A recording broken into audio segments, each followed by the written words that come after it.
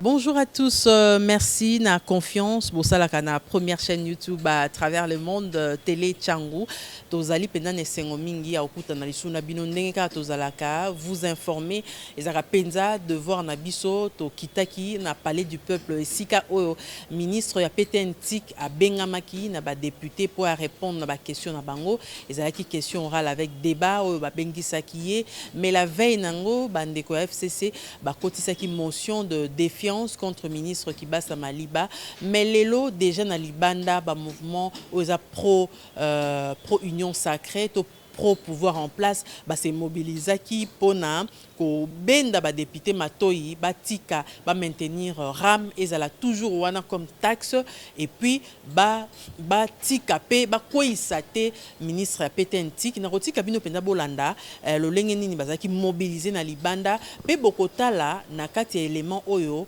bokomona ba député ndenge ba intervenaki na kati ya hémicycle ya palais du peuple mingi baboya ki penza motion de défiance oyo bandeko ya FCC bakotisaki bandeko ya FCC pe na ngamu na bango balobi lelo motion ya FCC motion na bango ezaki inscrite na l'ordre du jour mais président Mbosso akotisi yango na magui kaka po alingaki que motion wana e aboutir te et puis batikaki salwana il y a parlé du peuple esika o basala ramisa na bango babimaki basali déclaration batie peuple congolais à témoin na makambo nyonso nde ezali koleka balobi bamonaka bango moko baye oyo bazolinga souffrance na bango ezali nde bato ya union sacrée oyo balingi toujours qu'on maintenir taxe oyo ya ram oyo ezali kokata bandeko tolobi ezali kokata biso nyonso sans exception crédit tozali koyeba susu te soki ezali susu combien po ekoma kokata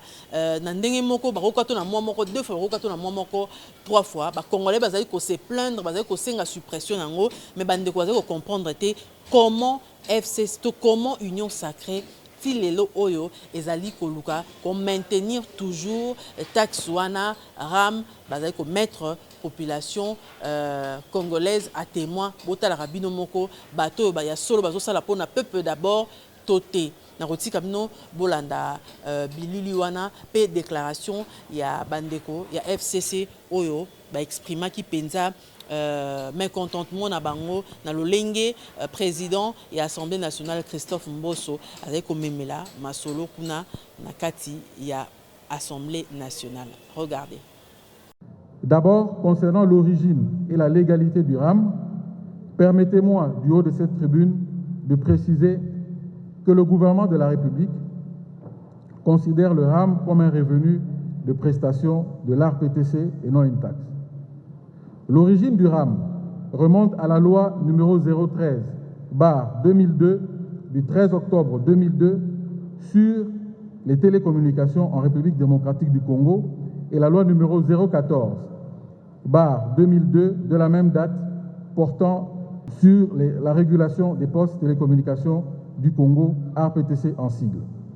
Ces deux textes de loi, ainsi que le décret numéro 20/005 du 9 mars 2020, modifiant et complétant le décret numéro 012/15 du 20 février 2012, fixant les modalités de calcul et les taux de revenus de prestation de l'ARPTC, pris conformément à l'article 21 de la loi numéro 014/2002 du 16 octobre 2002 portant création de l'ARPTC, constitue sa base légale.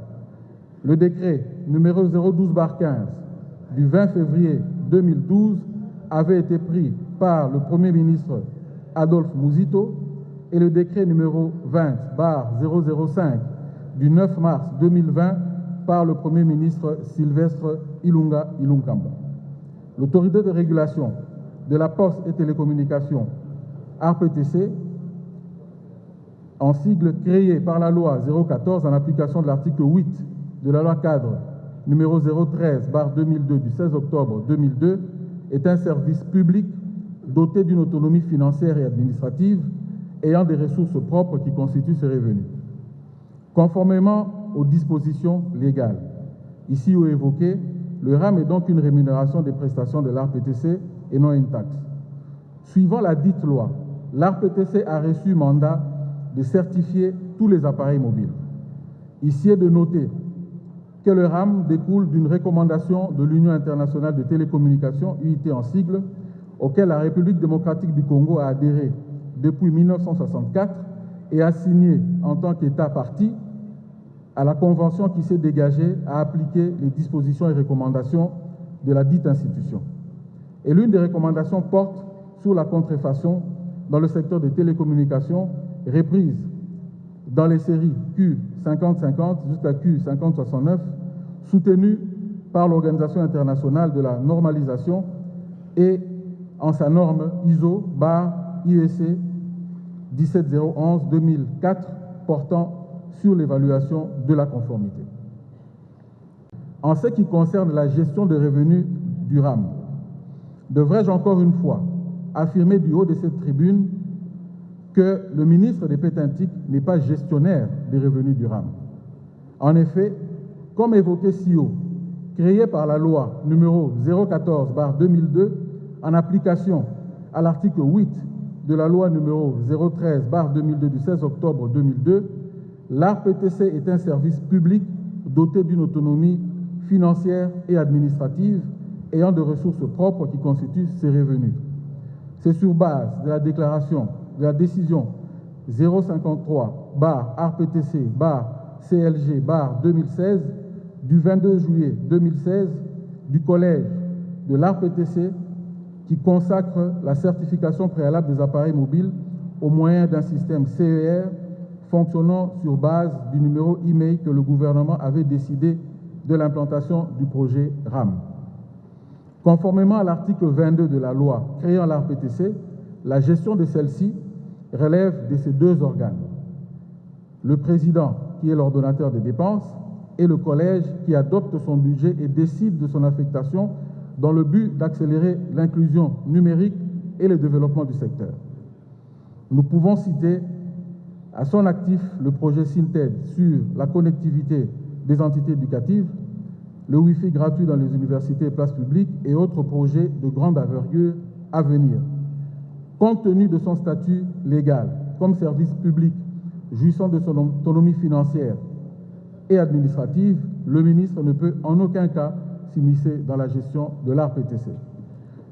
Compte tenu de nombreuses questions soulevées par les honorables députés sur la gestion de fonds perçus dans le cadre du RAM et pour la clarification de celle-ci, nous sommes d'avis que l'initiative d'une enquête parlementaire relevant de prérogatives de cette auguste Assemblée ne serait pas malvenue. Tout ce qu'on attendait ce jour, c'est la suppression pure et simple de la taxe RAM. To sepelité pour ministre Asenga qui va répondre belé, na motif que azo se préparer pour aya répondre à la préoccupation et à la député. Mais nous sommes déçus. Nous sommes désolés, ministre aye, mais à répondre à la préoccupation et à peuple congolais. Pour biso nyonso, ezala ba député à majorité, ezala ba député à opposition, biso nyonso to bandaki kozela kaka likambo moko, la suppression de la taxe RAM. Oyo taxe tozoloba eza illégal. Ndenge ministre à s'abstenir, a boyi ko supprimer taxe.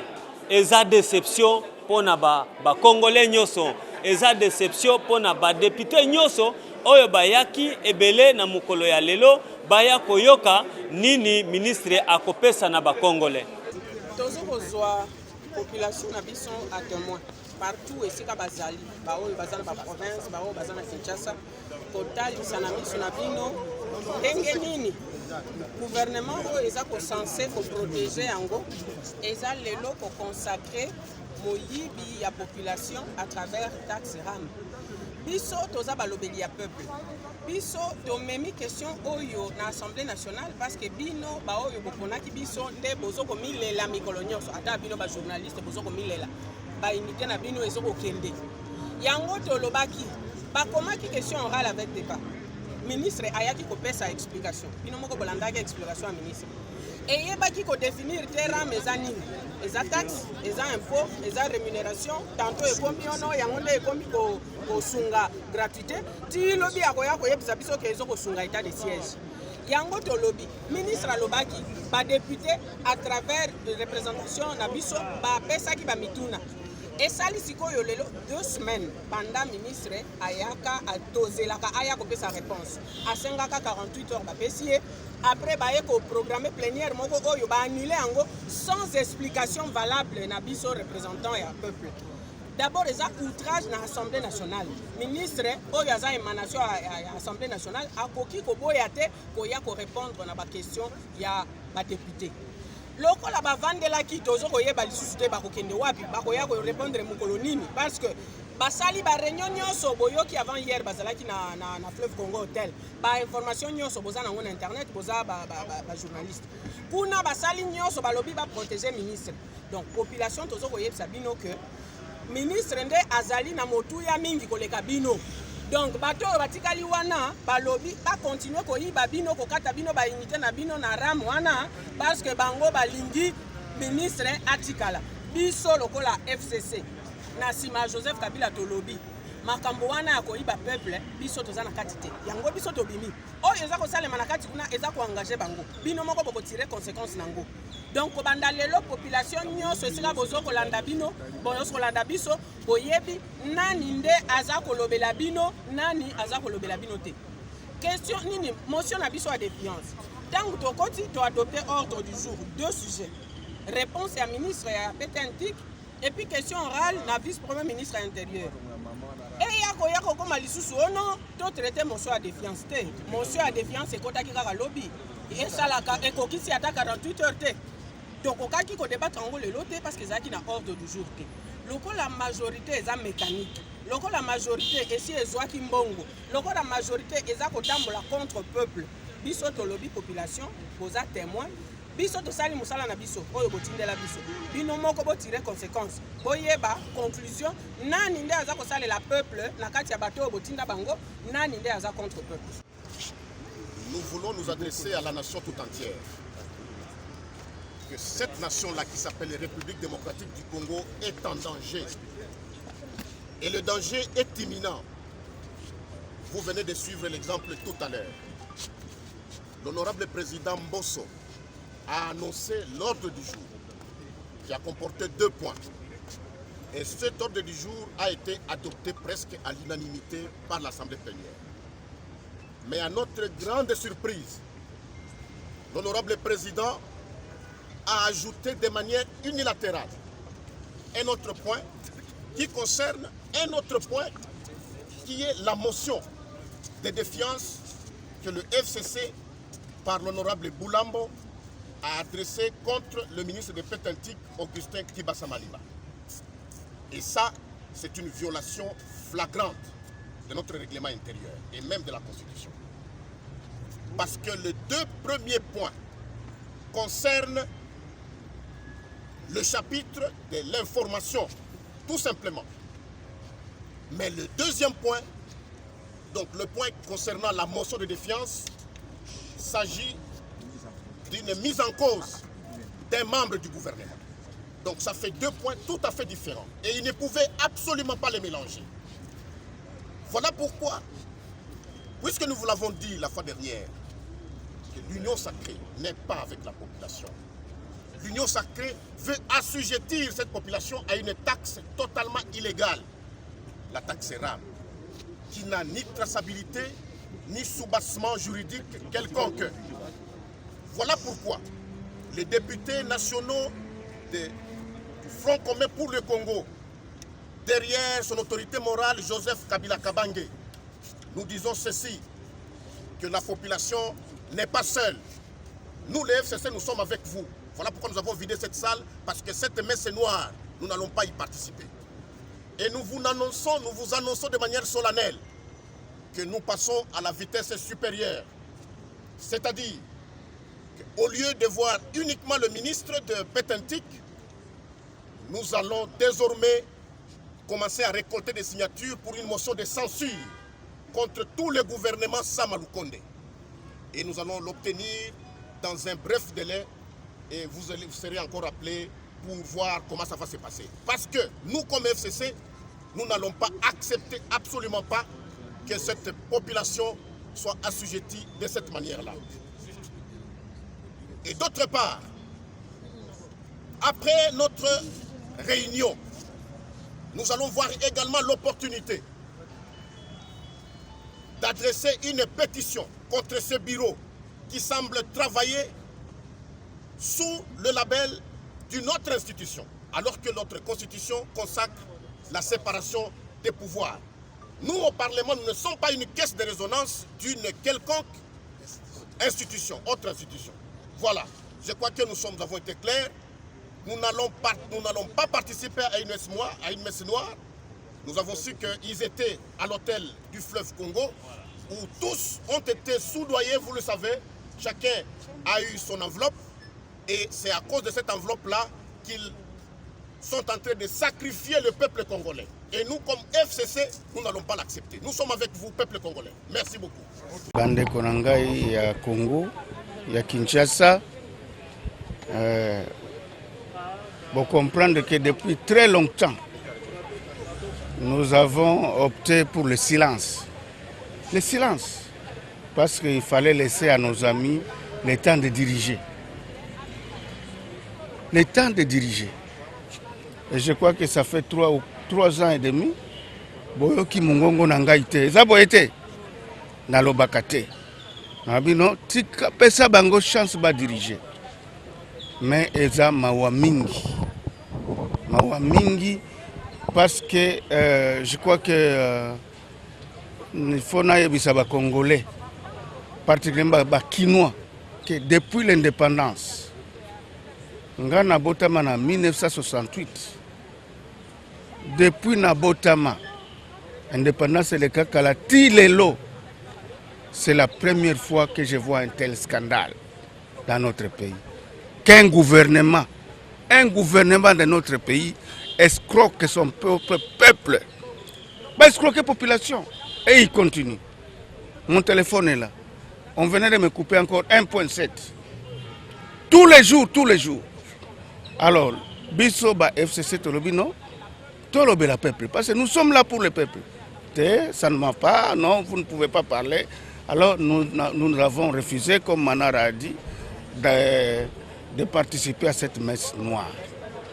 Et que le peuple comprenne qui parle pour lui. Qui parle pour lui. Juste le temps d'aller vers le perchoir, dire au président que non, ce n'est pas normal. Voilà, on m'a arraché la cravate, on a failli m'étrangler. Regarde. On a failli m'étrangler. Oh yo, bandikolo balitsus. Mais je suis député. Alors je suis très triste et vraiment sidéré par le comportement de notre chambre. Et je pense que d'ici là, comme nous l'avons dit dans la déclaration générale du FCC, des choses sérieuses s'annoncent. On nous réveille parce que nous voulons encore parler. On va commencer encore à parler. On a laissé le temps au pouvoir de faire le travail, d'aider la population, le peuple d'abord. Et comme escroquer le peuple d'abord, ce n'est pas possible. On n'accepte pas ça. Merci beaucoup. Merci.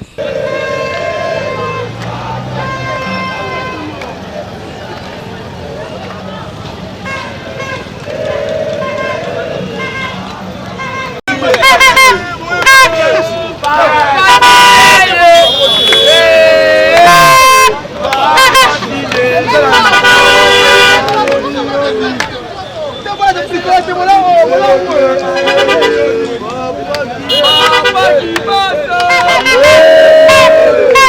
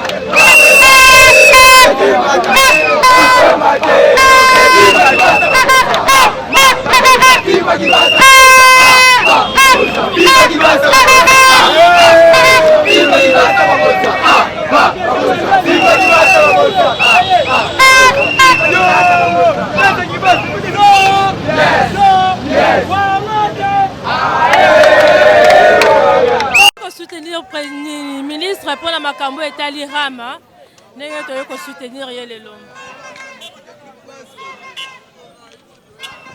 Eloko nini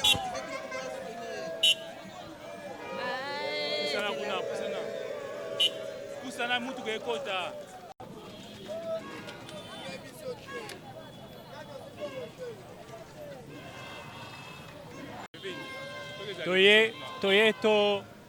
to soutenir son excellence pour la initiative ya malamu o asali le fait à mettre en exécution ram o ezali ko permettre population nyonso ayeba na koyeba avantage ya télécommunication ram oyo ezali ko permettre biso tous à la numériser mboka mbeza la numériser secteur ya développement ya numérique et à la développer. Alors toye oui député bango basengi bazala éclairer par rapport à la situation oyo. Oui, le ministre est venu pour éclairer longtemps la population yeba ram ezali nini mingi bazole la pona ba facturation bazo subir bazole la pona ba unité ou bazo perdre. Yangwana ministre aye lelo aye pona kopesa bango biyano na nyonso wana et biso toye poto soutenir ministre peto ebisa population lokola peto za na kati ya population to ebisa population était ram ezali eloko ya malamu soki lelo biso tondimi ram soki lelo biso to sali to appuyer ram to komona développement ya secteur numérique na mboka na biso ekobonga ekokende liboso pe nyonso quand je dis bien nyonso kozala tracé ba fond nyonso même à système éducatif tozomona grâce ya ram au ministre ebisaki biso était ce secteur ya éducation ekozwa appui notamment gratuité ekozwa appui ba élèves bakokomana sur le numérique bakozwa ba tablette ba machine les étudiants université ezozala connecté nyonso wana alors ce que tout le monde va bien faire ana nyonso et bon car to appuyer ram ce que tout le monde va bien faire ana nyonso bon car to sa nini to zala pour to soutenir ram esa nini ekende liboso puisque grâce à ram tozomona makambo belé zo salema ndenge na lobaki traçabilité document nyonso kozala tracé mbongo nyonso ekozala tracé grâce à numérisation mboka na biso alors oyo baza contre ram pour nga nazomona simplement balingi kotikala na système ya kala oyo eloko te ezalaki tracé tobande komona badétournement ebele tozalaki na pasi mpona même kozala informé omoni yango biso lokola todécouvrir bolamu wana toyelelo tosoutenir ministre to appuyer ram toloba ete ram ezali malamu quand nde omoni message na biso ete ram ezali vecteur mpona développement ya secteur numérique na mboka na biso. Bon, toye na parler du peuple pour nous soutenir ministre Kibasa Maliba na initiative na ya ram ba kongomani bo ba ram ezaki moyibité ram ezali taxe au droit na surtout citoyen faut futa les gens qui moyibité ba kosa bino to ba manipuler bino te ram ezali taxe au to futa pour na ba appareil mobile na biso ezala bien protégé. Avantage nango zali soki ba téléphone na yo ebuni ozana facilité ya facilité ya récupérer ngo ba ozana na facilité ya relocaliser ngo récupérer ça de façon que non otumbi téléphone na yo à partir du réseau de communication téléphone rozika mutu atayi bango eroza unity pa osala entreprise na code na yo verrouiller ngo so ki ko déclarer bako kanga téléphone bako bloquer téléphone na est-ce mutu ba ibe téléphone est-ce que na ko déclarer a déclarer ki so déclarer bako bloquer téléphone ata mutu ayibe comme jouer na maboko na osala lango te.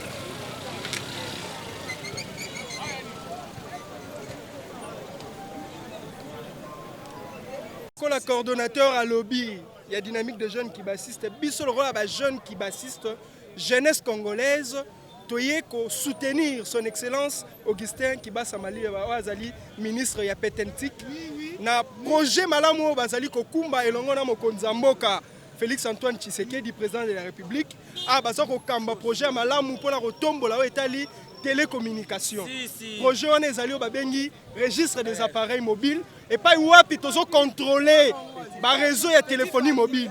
Lokwa tozo contrôler bango balingi bongo te yango na bakomi ko intoxiquer bakomi ko sala oneso bazo sala biso tobi tozo taila bango lisu likola lisu. Il faut bandeko ba biso ba yeba que ram eza taxe te lokwa bazo koloba. Moins encore eza pe impoté.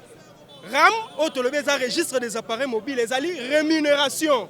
Et ça revenu il faut payer ça na ARPTC. ARPTC ezali autorité de régulation ya poste na télécommunication.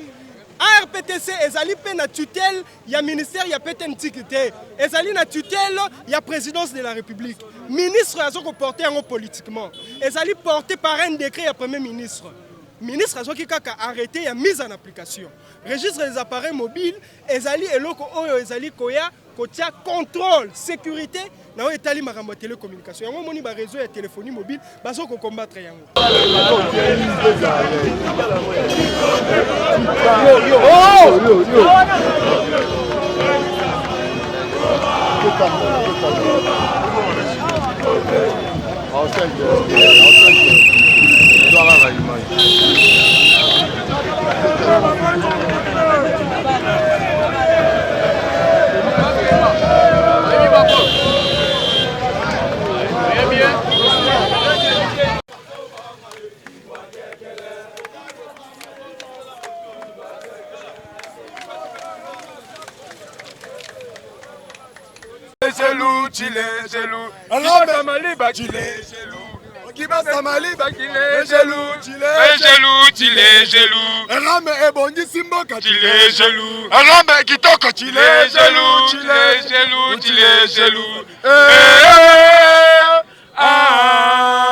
Ogise kiba sale kibango na politique rame kemba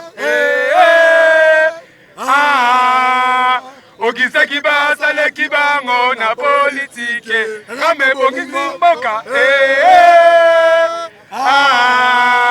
Ogise kiba sale kibango na politique Auguste Kabouya Souvadi. Nos amis de FCC ne sont pas sincères. Oui, Jacob Eya Souvadi. Tozana énergie, ya nyama. Bonne énergie, tozana yango. Toko soutenir Auguste Kibasa Maliba na énergie oyo tozana yango à 1001%. Toyebi ba projet na bino ya Kindoki. Que soki ramilelo simbi projet na bino nyonso kozala dispari. Yango tolobi boye. Bona bandeko na biso ya FCC. Bon garder moral, bon garder l'énergie. C'est parce que Fati Beto, Moukwa Tombolo, Azara Basoda, oh tozala ba énergie, il y a 50 ans de provision. Siona toza pona ko garder pouvoir le plus longtemps possible. Fati Beto, Siona Biki Rouge, Pinet à train. Il n'y a rien, c'est l'homme qui a peur.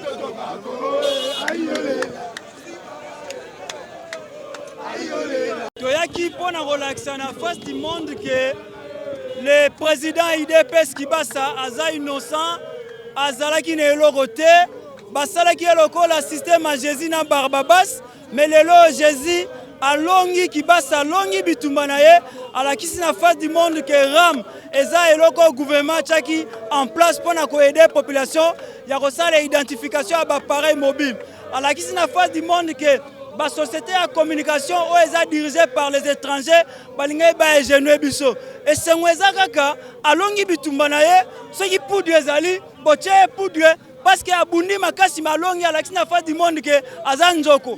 Biso to bengaka ye les géants ya gouvernement Sama Lukonde. Nga na web sabino naza molakisi ya enseignement primaire, pe naza chef de travaux na ba université moi mingi. Le ministre atikali koloba jamais que eza ko soutenir alobi eza ko accompagner eza neni so bazolamba biloko eza na nzungu eza mutu muswa ko tia mungu apo balamba loso polo so mani peut-être Kibasa Maliba pona gratuité eza lokola mungu ça veut dire wifi wana tango ba étudiant bazako kota ba recherche eza façon ya ko accompagner ezali ndenge ba doit kanisa te Kibasa longi parce que ebisaki bango ke azana innocent RAM ya lobaki ke bakataka population yete RPT sabai bakataka population $1 par année mais bango na appareil eza na moins de 2 giga, mais bango bakomi kokata ebele.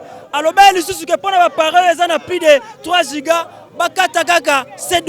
Ba société wana comme balinga ici, ba société bango ba mbouye bango. Journée na ngai ya lelo yo. Namoni yango lokola bana Israël balongwe na Égypte. Bazoke na Israël. Journée à lelo yo. Pona ngai numéro 1 à ville. Président interfédéral ya UDPS Kibasa. Na telemi pour la paix à bana nyonso UDPS Kibasa ya ville ya Kinshasa. Merci matondo pour la bango. Ndenge ba gimbela pe baye. Nazali suko pesa merci. Na ba ONG topé ba association d'appui.